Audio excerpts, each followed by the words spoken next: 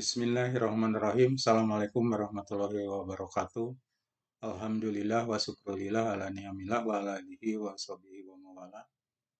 Puji dan syukur marilah kita selalu panjatkan kehadirat Allah Subhanahu wa taala bahwa pada hari ini kita masih diberikan kesehatan sehingga dapat melakukan aktivitas sebagaimana mestinya. Begitu juga Ananda, mudah-mudahan pada hari ini dan seterusnya diberikan kesehatan sehingga dapat belajar dengan baik. Pada hari ini insya Allah kita akan membahas tentang ciri bahasa cerita pendek. Dalam sebuah cerita pendek dan apapun sekarang struktur teks selalu dibandingi dengan ciri bahasa. Begitu juga di dalam sebuah cerita pendek, ciri bahasa adalah merupakan bagian dari pembahasan teks cerita pendek. Dikaitkan dengan pembelajaran sebelumnya, yaitu struktur cerita pendek. Yang pasti dalam struktur cerita pendek itu adalah menggunakan bahasa tertentu. Begitu juga dalam pembelajaran sebelumnya, yaitu tentang unsur pembangun karya sastra. Salah satu unsur dari pembangun karya sastra atau unsur intrinsik adalah bahasa. Yang ditekankan di sana adalah dialek. Kita lihat kata atau kalimat ekspresif ini juga bisa menggunakan kata-kata dialek tertentu sehingga ekspresinya lebih mendalam, dimaknai lebih mendalam. Jadi kata atau kalimat ekspresif adalah kata-kata yang penekanan secara khusus, baik diulang maupun dipanjangkan atau ditekankan, seperti kalimat larangan dan sebagainya. Kemudian kata yang kedua kata dan kalimat deskriptif. Deskriptif di sini adalah penggambaran atau menerangkan sesuatu sehingga menjadi jelas gitu. Itulah deskripsi. Jadi sebuah kata bisa dimaknai dengan berbagai cara, berbagai cara pandang atau berbagai penggunaan gitu. Kemudian kalimat langsung dan kalimat tidak langsung. Kalimat langsung artinya kalimat yang dikutip dari perkataan orang lain tanpa diubah sedikit pun. Sedangkan kalimat tidak langsung adalah kata-kata orang lain itu diubah menurut penulis itu sendiri.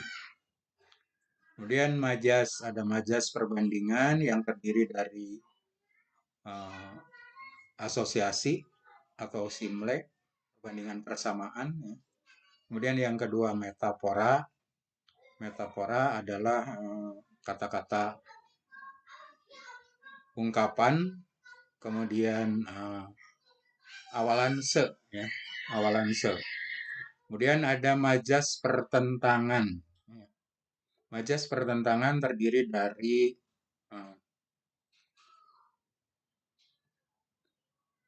majas hiperbola, majas litotes, dan majas ironi. Nanti kita bahas satu persatu di uraian. Kita mulai dari kata atau kalimat ekspresif dan kata atau kalimat deskriptif. Kata atau kalimat ekspresif, sebuah kata bisa disebut ekspresif jika ada penekanan atau pengulangan. Seperti tolong, tolong ini dipanjangkan. Ceritanya ini ada titik-titiknya dipanjangkan. Ada juga yang diulang-ulang. Tolong, tolong, tolong itu adalah ekspresi minta pertolongan. Kemudian ada bangun, bangun juga ada. Bangun, bangun, bangun. Ada juga yang dipanjangkan, bangun. Kemudian kebakaran juga ada yang dipanjangkan seperti ini, ada juga yang ditekankan ya. Ditekankan supaya orang lain eh, kalau sedang tidur ya bangun, kalau sedang eh, tidak mengetahui apa-apa jadi mengetahui. Kemudian dalam bentuk kalimat ada kalimat perintah, kalimat larangan, kalimat ajakan, kalimat himbauan. Jangan mendekat. Nah, itu nadanya ditekan ya. Jangan mendekat. Diam kamu. Saya tidak mau, silahkan pergi. Itu ekspresi. Kalimat-kalimat yang mengandung kata-kata ekspresif. Nah, apa bedanya dengan kalimat yang lainnya? Ya, kalimat yang lainnya datar, ya. Datar-datar saja. Seperti Bapak sedang menjelaskan ini datar-datar saja. Tapi kalau Bapak memberikan contoh ekspresif ya sesuai ya. Seperti di sini, jangan mendekat, diam kamu. Atau saya tidak mau, silahkan pergi. Kemudian yang kedua, kata atau kalimat deskriptif. Ya, kata banjir. Banjir itu adalah menggambarkan sesuatu yang singkat tapi bisa tergambar gitu. Ya, misalnya banjir di Bale Endah, di Kabupaten Bandung, atau banjir di Jawa Barat, atau banjir di Jakarta. Nah, walaupun cuma satu kata, itu menggambarkan keadaan bisa suatu daerah gitu. Kemudian kebakaran, kebakaran itu bukan hanya api kecil, tapi menggambarkan api yang memang besar dan harus dikendalikan dengan cara tertentu. Ya, bukan kebakaran jenggot. Kalau kebakaran jenggot itu adalah orang yang ketakutan, ya, ketakutan ketahuan atau ketakutan rahasianya dibuka. Ya. Kemudian ada kecelakaan, kecelakaan juga menggambarkan uh, sesuatu yang terjadi, sesuatu yang terjadi. Kemudian dalam bentuk kalimat, di sini banjir terjadi karena luapan air sungai. Nah, itu menggambarkan air sungai yang meluap ke perumahan atau ke daratan. Kemudian ada juga penggambaran tokoh, ya, penggambaran tokoh. Jadi tokoh bisa dianalisis, digambarkan, dideskripsikan. Ya. Contoh Malin Kundang, ini dalam sebuah cerita Malin Kundang ialah orang anak durhaka karena tidak mau mengakui orang tuanya. Masih banyak contoh lain dalam sebuah cerita, misalnya tokoh Sikabayan. Ya. Sikabayan itu orangnya licik, nakal, dan sebagainya. Bukan bodoh ya, tapi licik, nakal. Itu tergambar kalau yang licik dan nakal bagaimana. Kemudian kalau kita dengar Sangkuriang, berarti Sangkuriang itu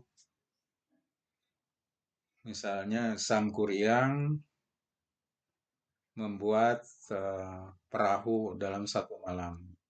Itu menggambarkan bagaimana cara membuat. Dalam satu malam harus beres satu perahu atau satu kapal. Itulah kata-kata atau kalimat deskriptif dan kalimat ekspresif sebelumnya. Kita lanjut ke contoh kalimat langsung. Kalimat langsung, tadi kata Bapak, sekilas dalam awal, ya, pembahasan awal, kalimat langsung adalah kata-kata orang lain yang tanpa diubah sedikit pun dan diapit oleh tanda kutip.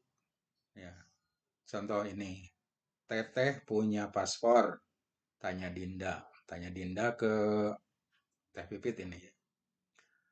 Kemudian Teh Pipitnya juga menjawab, punyalah, kan pernah ke Mesir. Ini tidak diubah sedikit pun. Mau ikutan umroh Teh? Ini juga pertanyaan tidak diubah. Jika diubah, kalimat langsung menjadi kalimat tidak langsung. Contoh, tadi Dinda bertanya kepada Teteh menanyakan paspor. Dinda bertanya ke Teh Pipit tentang punya paspor atau tidak. Sebetulnya ini tidak harus seperti ini ya. Yang penting ini dijadikan bahasa si pembicara gitu. Jadi bukan bahasa kutipan bahasa orang lain, tapi bahasa si pembicara sendiri. Kemudian dari punyalah kan pernah ke Mesir. Ini salah satunya adalah Teh Pipit menjawab punya deh kan kakak pernah ke Mesir. Nah itu. Kemudian mau ikutan umroh, Teh Dinda bertanya kembali tentang uh, keikutsertaan umroh atau tidak kepada Teh Pipit. Gitu. Itu kalimat langsung dan diubah menjadi kalimat tidak langsung. Sekali lagi, kalimat langsung adalah kalimat yang uh, dikutip dari kata-kata orang lain tanpa diubah sedikit pun. Dan diapit dengan dua tanda kutip. Yang selanjutnya adalah majas. Majas perbandingan dan pertentangan. Jadi paling minimal Ananda di kelas 9 ini paham tentang majas 6 jenis ya. Yang pertama asosiasi atau simle, itu majas perbandingan. Ini tentang majas khusus pembelajarannya ada, betulnya bukan hanya majas tapi tentang bahasa juga ada di ini ya. Ada di halaman 69, mulai halaman 69 Ananda bisa uh, membaca dan memahami ya, secara lebar, tidak hanya sebagai penjelasan diberikan ya. Kita kembali saja ke penjelasan dan Ananda nanti bisa mendengarkan penjelasan ini, kemudian melihat bukti-bukti yang lebih lengkap.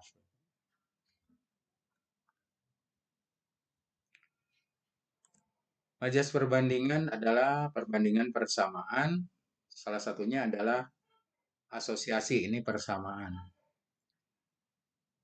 Setiap majas sebetulnya bisa menggunakan kata penghubung. Ini di perbandingan ya.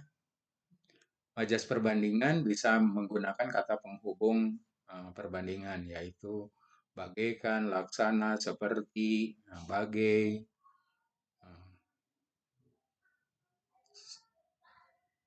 seolah, seolah-olah gitu. Nah, seperti asosiasi ini bisa dicontohkan bagaikan bulan kesiangan, bagaikan mentari pagi, bagaikan mencari kutu dalam injuk, itu untuk sesuatu yang susah. Kemudian metafora, majas perbandingan dengan ungkapan dan awalan se. Ungkapan bukan ungkapan dari sebuah kata-kata yang diungkapkan oleh orang lain, tapi ungkapan dalam ilmu bahasa adalah dua kata yang maknanya berubah ya, berubah atau berbeda. Contoh yang paling biasa kita lakukan. Kaki tangan. Jadi di kaki tangan di sini bukan bukan kaki dan tangan maknanya, tapi orang yang disuruh-suruh oleh seseorang ya, atau pembantu. Tangan kanan, tangan kanan orang kepercayaan. Ada buah hati, ya, ada buah pikiran, ada buah pena, kemudian ada buah tangan, oleh-oleh, buah hati anak, dan selanjutnya dan selanjutnya. Dan Anda bisa membuka dalam peribahasa dan ungkapan. Ya, walaupun contoh-contoh di halaman 69 tadi ada.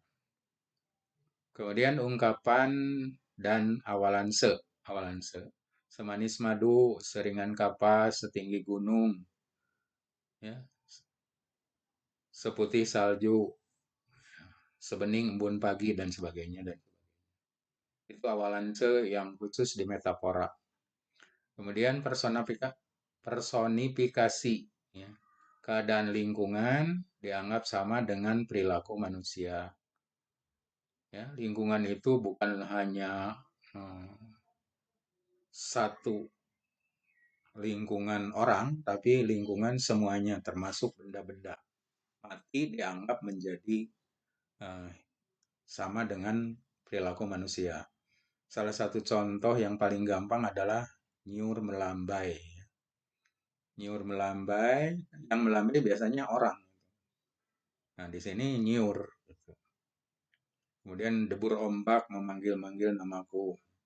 Milir angin, mengelus-ngelus rambutku. Nah, itulah ya.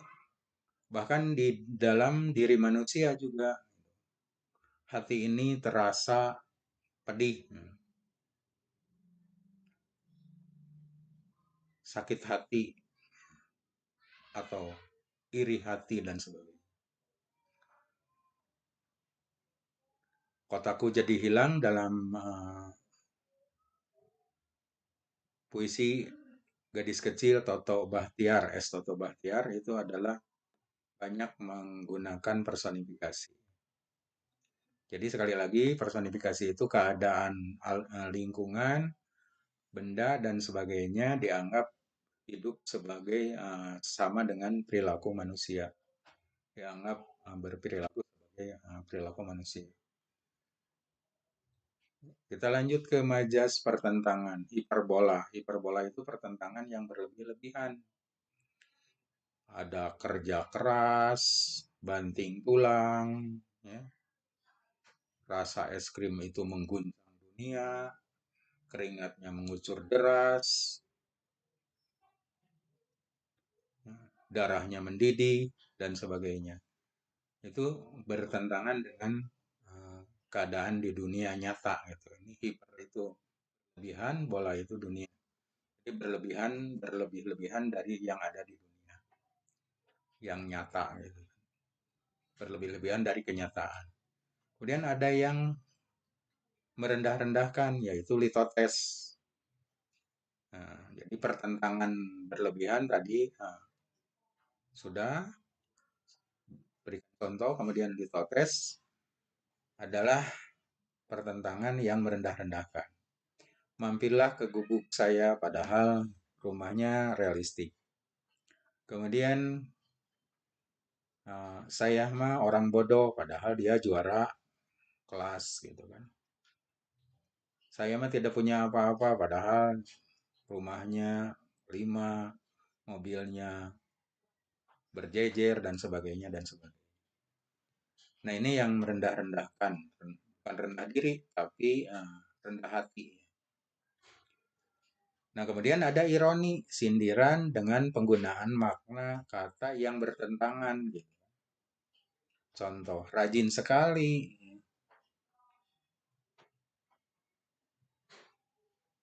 Belajarnya dalam 1 minggu bolosnya 3. Atau giat sekali, jam 10 baru bangun. Nah, ini yang bertentangan ya. Pintar sekali, nilainya rendah semua atau di bawah KKM semua.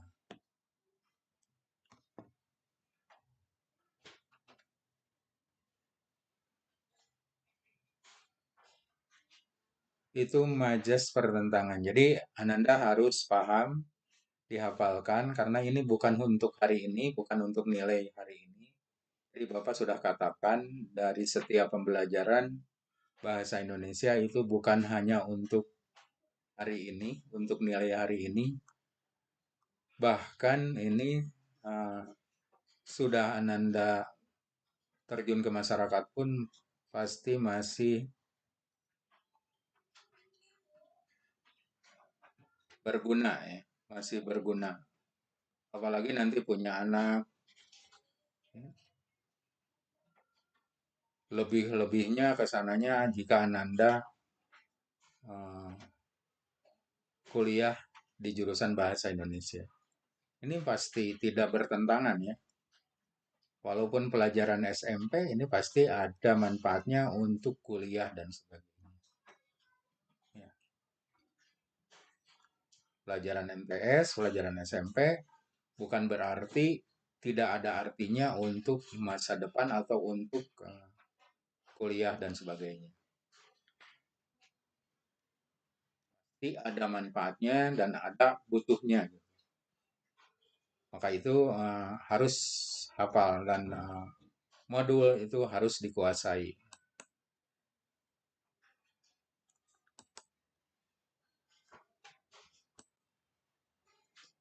Ya, tibalah ke kesimpulan ciri bahasa teks cerpen hari ini atau pembelajaran hari ini, yaitu ciri bahasa teks cerpen.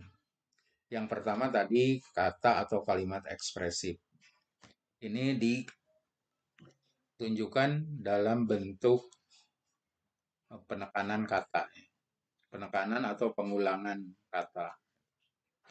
Kemudian kata atau kalimat deskriptif yaitu kalimat yang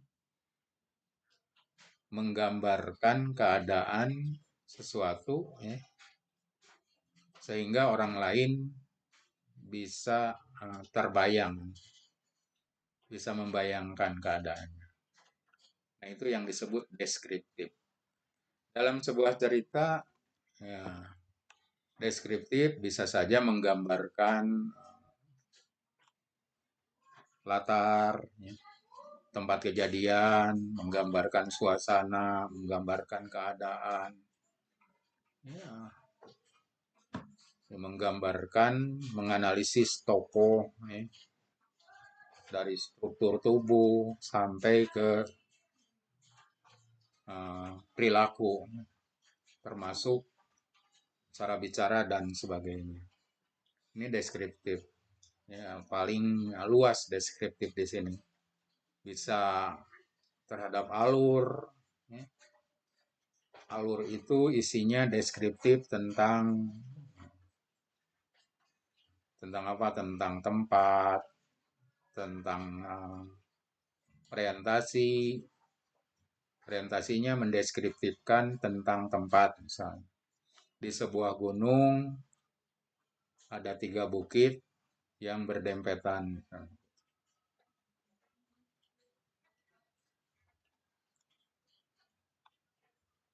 Itu deskriptif. Dalam sebuah setting itu bisa menggambarkan tempat, bisa menggambarkan waktu, bisa menggambarkan keadaan atau suasana. Kemudian kalimat langsung tadi jelas, kalimat langsung itu kalimat kata-kata orang lain ya, yang tidak diubah sedikit pun, baik secara lisan maupun secara tertulis. Ini penting untuk Anda supaya Ananda bisa mengutip kata-kata dari Al-Quran, kata-kata dari buku, itu harus diapit dengan tanda kutip kalau tidak diubah dengan bahasa sendiri. Kalaupun dengan bahasa sendiri, ya itu harus dinyatakan bahwa dikutip dari mana.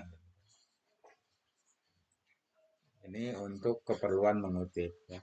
Kemudian kalimat tidak langsungnya adalah tadi kalimat yang diganti dengan kata-kata orang lain yang diganti dengan kalimat atau kata-kata sendiri. Kemudian majas perbandingan yang terdiri dari simle atau asosiasi, ya, menyamakan sesuatu, ya, bagai pinang dibelah dua, bagai bulan kesiangan, bagaikan bulan purnama dan sebagainya.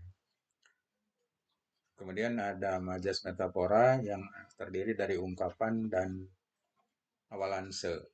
Sekali lagi, Bapak menekankan ungkapan itu bukan uh, seseorang mengungkapkan sesuatu, tapi dua kata yang maknanya uh, makna denotasi, makna konotasi, bukan makna denotasi.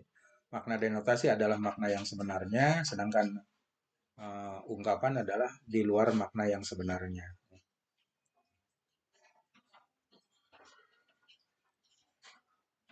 Meja makan bukan meja yang makan kan, tapi bukan ungkapan itu, tapi kata majemuk. Nah, kalau ungkapannya meja hijau itu adalah maknanya pengadilan. Nah, itu yang disebut ungkapan. Kemudian awalanse, semanis madu, seperti empedu, sepahit empedu, seperti salju, seringan kapas, ya, sebening embun pagi. Nah, itu ada di metafora. Kemudian personifikasi dalam majas perbandingan ini, tadi personifikasi adalah keadaan lingkungan, alam, ya, disamakan dengan perilaku manusia. Kemudian ada majas pertentangan, ada hiperbola, berlebih-lebihan, ada majas litotes, merendah-rendahkan, ada majas ironi, yaitu menyindir. Ya.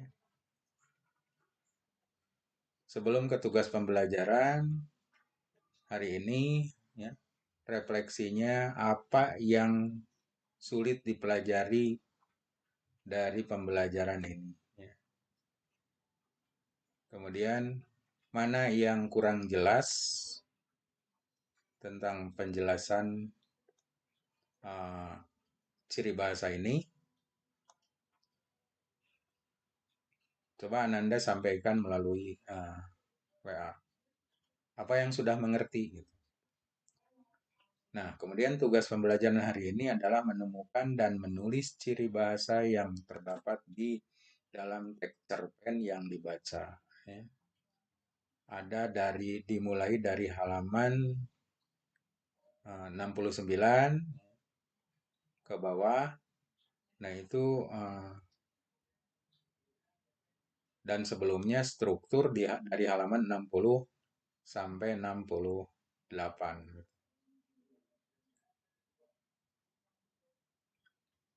Selamat belajar.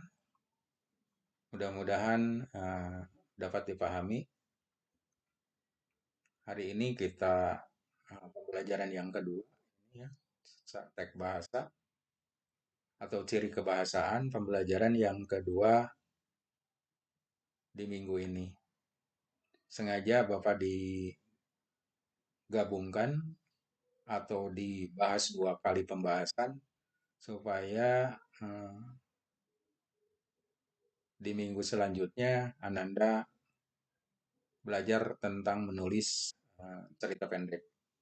Terima kasih atas perhatiannya. Kita tutup dengan hamdalah bersama-sama. Alhamdulillahirrahmanirrahim. Assalamualaikum warahmatullahi wabarakatuh.